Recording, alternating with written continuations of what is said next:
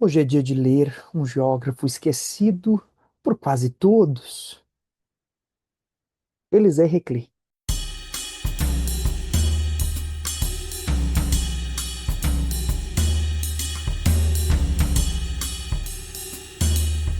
Bom, pessoal, sejam bem-vindos ao Geografando, o canal onde nos utilizamos da geografia para compreender o mundo. Hoje é dia de falar de um geógrafo. Assim, na verdade, todos os geógrafos são bem esquecidos, até pelos próprios geógrafos, né? Os geógrafos parece que não conhecem muito bem o Hatzel, não conhecem muito bem o Laplace. A gente, os momentos da teoria crítica, né, a gente está mais interessado em ler o Milton, tudo mais, e as matrizes do pensamento geográfico, não, depois a gente lê, ou eles são muito positivistas, não tem por que ler, né? Tudo bem, são mesmo, né? Muitos são, mas não é o caso desse daqui, não. Elisée Reclus, ele é a herança perdida da geografia crítica, né? A herança perdida porque é o que o Antônio Carlos Robert Moraes certa vez comentou, né? Se nós tivéssemos que buscar uma herança para a geografia crítica, nesse momento de institucionalização da geografia, seria de fato Elisée Reclus. Certo? Porque naquele momento de institucionalização da geografia como ciência acadêmica, no século XIX, o que nós tínhamos foi justamente a institucionalização de duas escolas, né? No caso da França, a escola do Vidal de Lalache, que eu não vou chamar de possibilista, e na Alemanha, a escola do Ratzel, que eu não vou chamar de determinista também, né? Pô, a gente já viu que isso daí não cola. Tudo bem, o Lucien Febvre, ele queria até dar uma forcinha para a geografia, defender lá do Durkheim, mas acho que ele só piorou a situação, viu? Então vejam bem, hoje vamos falar dessa herança perdida, desse que trouxe fundamentos importantes para a geografia e que em determinados momentos foi esquecido. Dirá também Antônio Carlos Robert Moraes que Elisée Reclus teria maior validade por seus pressupostos políticos ou por seu próprio ativismo do que necessariamente por suas contribuições de método na geografia, algo que eu tendo a concordar, né? O Elisée Reclus, na verdade, não propôs nenhum método revolucionário que estivesse na base da constituição do espaço. Veja bem, quando ele passa aqui pela América do Sul, ele propõe uma regionalização do Brasil. Teve uma regionalização do Brasil do Elisée Reclus. Essa regionalização leva em consideração as bacias hidrográficas brasileiras, ou seja, no ponto de vista geográfico, não chegou nisso, né? Vamos fazer uma regionalização com base na desigualdade no espaço, nos conflitos. Não, pega as bacias hidrográficas de maneira bem naturalista e faz aquela divisão, né? Aquela regionalização. Então, não necessariamente ele trouxe grandes inovações de método, apesar de que é possível pensar certas inovações, ficou mais restrito a um certo ativismo político. Mas quem foi Elisée Reclus? Então eu vou ler para vocês um trecho e depois eu faço mais considerações sobre a obra dele no Brasil, desse próprio livro aqui da Orelha, que fala um pouco sobre a vida do Reclus. Então Reclus foi um geógrafo francês, próprio nome já diz, Elisée Reclus, né?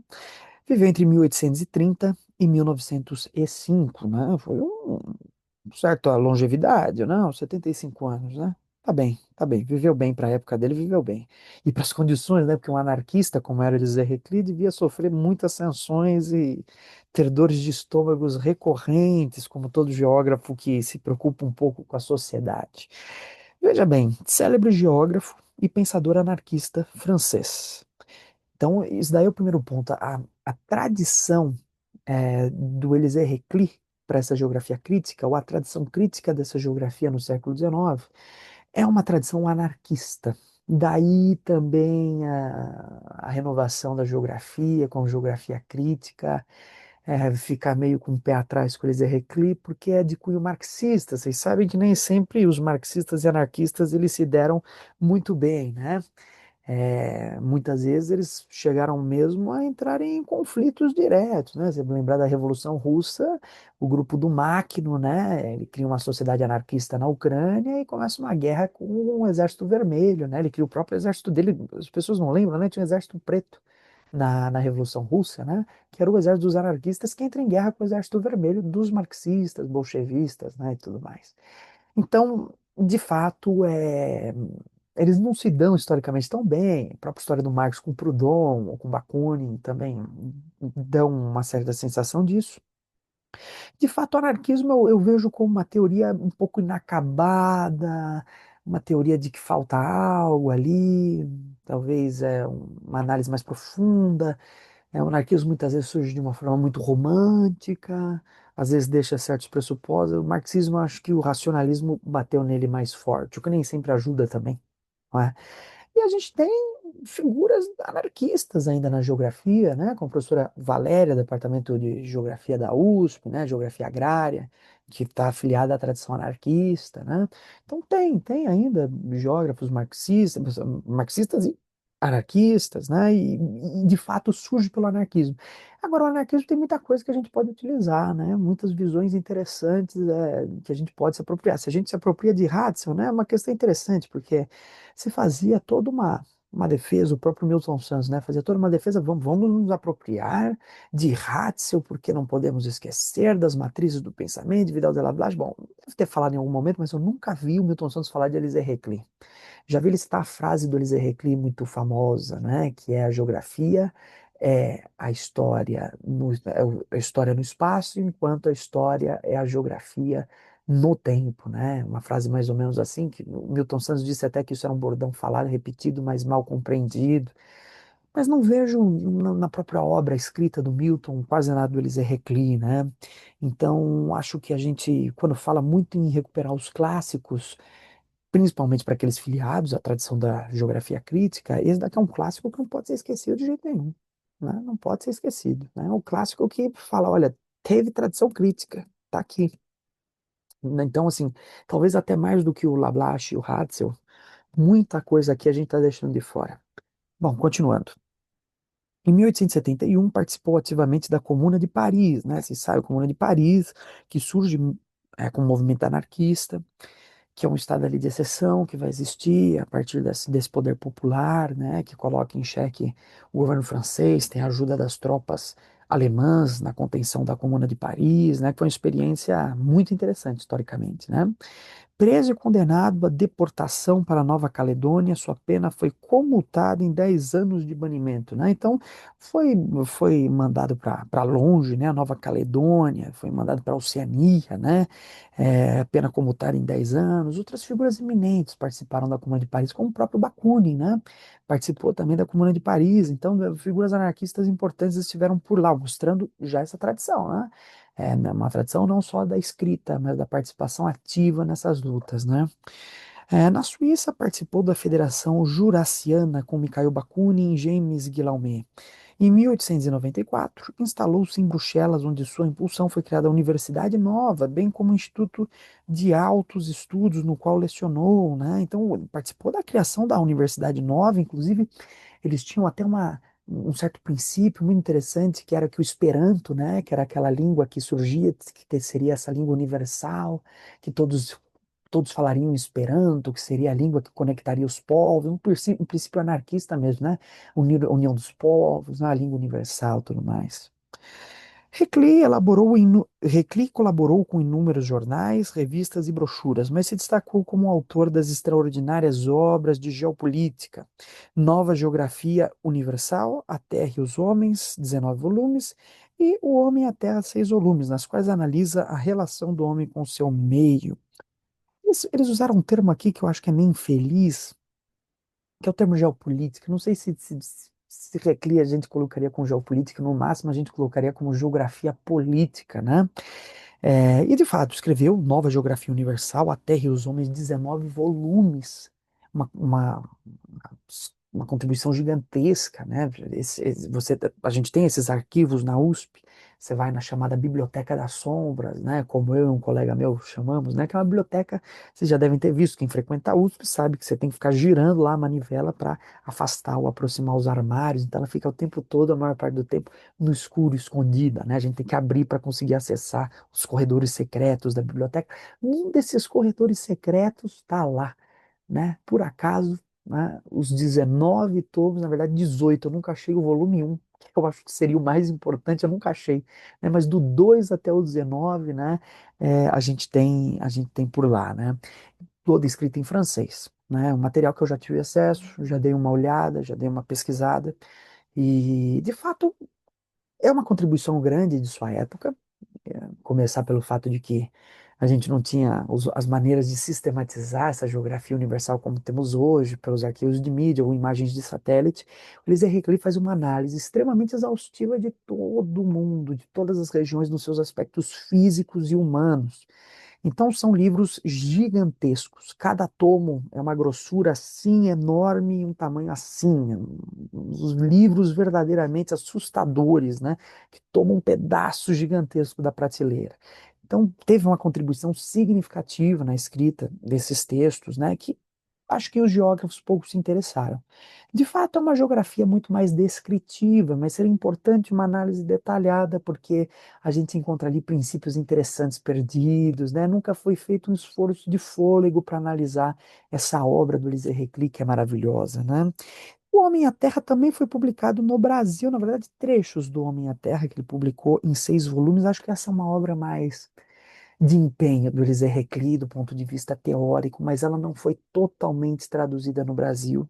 A gente tem o livro que foi traduzido, que foi dessa mesma coleção da EDUSP, né, O Homem e a Terra, que foi publicado.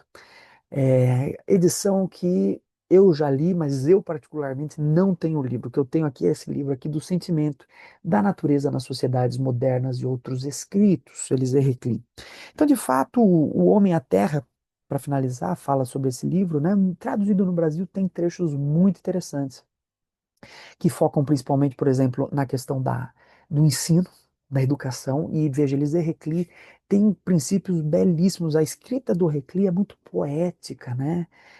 Eu acho que ele pega muito aquele estilo do Humboldt, de uma contemplação, e ele fala de uma maneira maravilhosamente bonita que te prende no texto, né? E ele tem um primeiro capítulo do Homem à Terra, que foi traduzido no Brasil, é um capítulo sobre educação, mas é um capítulo incrível, maravilhoso, e ele já está anunciando ali muitas questões que Paulo Freire vai colocar depois, né? Muitas questões que Paulo Freire vai colocar, ele já está ali adiantando com uma visão progressista maravilhosa, né? Acho que o primeiro ou o segundo capítulo desse livro, Homem à Terra, eu sei que um desses dois também é uma sucessão, primeiro sobre educação, depois sobre geografia urbana, né? Onde ele também faz um relato das cidades europeias maravilhoso. Mas hoje o que eu quero falar com vocês é basicamente esse livro, né? Que recebeu esse nome, do sentimento da natureza nas sociedades modernas e outros escritos, que na verdade é uma coletânea, assim como foi a publicação do Homem à Terra pela EDUSP aqui no Brasil, né? Uma coletânea de textos que, no caso, esse daqui recebeu o nome de um dos textos que está aqui, que não é o texto que eu vou focar com vocês hoje, né? Então, se a gente já começar aqui a dar uma folheada no livro, a gente vê vários títulos, né? Então, do sentimento de natureza nas sociedades modernas e outros escritos, que é o tema principal, né? Ele é um dos capítulos, né? Começa lá na página 47, mas tem outros textos, Reclus ou A Grande Narrativa da Terra, que é de um estudante do Reclus, Ronald Krieg, né? Depois discurso na sessão solene, no início do ano escolar, Universidade Nova de Bruxelas, algumas palavras sobre a história, da ação humana sobre a geografia física, geografia comparada no espaço e no tempo, renovação de uma cidade, são todos títulos que estão aqui presentes nessa obra. Brasil e a colonização, olha que interessante. Então, a bacia do Amazonas e os indígenas, ó. O Brasil e a colonização, depois as províncias do litoral, os negros, as colônias alemãs, né? As repúblicas da América, por aí vai. Fala da escravidão nos Estados Unidos. O texto que eu quero tratar aqui com vocês hoje é o último texto antes dos apêndices, né? Que é um texto que, na verdade, é um livro que foi totalmente inserido aqui, se chama A Evolução, a Revolução e o Ideal Anárquico. Para a gente se aproximar um pouco, né, do Elisée Reclus. Bom, pessoal, esse livro vai se iniciar particularmente com um trecho, na verdade, do Homem à Terra, né? Na verdade, essa coletânea de textos virou um livro da EDUSP. E por acaso ela adianta também aquela frase que eu tentei falar erroneamente. Vocês vejam que o canal não tem muito roteiro, né? Não é totalmente roteirizado, porque eu não me lembrava da frase, mas aqui está ela, né? Vista de cima em suas relações com o homem, a geografia nada mais é que a história no espaço, assim como a história é a geografia no tempo. Vejam só essa frase aí. Milton Santos dizia que essa frase era muito utilizada pelos geógrafos quando eles não sabiam exatamente o que dizer, né? E virou um bordão, e um bordão que abria brechas para um mal entendimento. Mas o que que o Elisée Reclus quis aqui dizer, né? O Elisée Reclus quis dizer que a história, na verdade, a geografia, ela é a história que se materializa no espaço. Então, quando se observa a paisagem, o que eu estou olhando é a história concretizada espacialmente, manifestada na sua forma espacial. Então, olhar o espaço seria observar a própria história. De outro lado, a história é a geografia no tempo. Então, quando eu estudo a história, na verdade, eu estou vendo como diferentes formas de espaço foram se transformando ao longo do tempo. Então, essa perspectiva da Lise Reclus, ela aproxima história e geografia, faz com que elas sejam mais próximas e com que a análise de uma dependa necessariamente da análise da outra, né? O historiador tem que dominar bem a geografia e o geógrafo tem que dominar bem a história. E ele continua dizendo, né? Herder, falando da fisiologia, já não nos disse que ela é a anatomia agente? Então, veja bem, Herder é uma figura importantíssima, né? Você vê Herder sendo citado por Ritter, Karl Ritter, né? Vê Herder sendo citado por Friedrich Ratzel e vê Herder sendo citado por Elise Reclus. Mas vejam só, como uma figura como Herder influenciou Ritter, que defendia pressupostos divinos na formação do espaço, e Ratzel, que defendia um positivismo, e influencia Elise Reclus, um anarquista. Então, uma figura tão central que influenciou matrizes de pensamento geográfico muito diferentes. Um filósofo que valeria a pena nós nos aprofundarmos. De fato, em algum momento iremos no canal. Ele continua dizendo: não podemos dizer igualmente que o homem é a natureza tomando consciência de si mesma. Então, vejam só, aqui o Reclus ele chega até numa concepção, vamos dizer, hegeliana, né? O homem como natureza tomando consciência de si, o homem e a natureza é uma coisa só, e o homem busca se reconectar pela natureza através da consciência de si mesmo, né? É uma perspectiva extremamente hegeliana, né? Então, muito interessante a gente ver essas perspectivas. Além disso, essa perspectiva inaugura uma espécie de relação diferente do homem com a natureza, né? Não uma relação dada como vai se construir a partir dos empiricistas ou de muitos naturalistas que seria uma relação de dominação da natureza, não é uma relação onde a natureza surge como aquela total alteridade a ser dominada, para usar aí um termo do Boaventura de Souza Santos, né? Que a natureza é a alteridade, é o outro totalmente estrangeiro que eu vou dominar, né?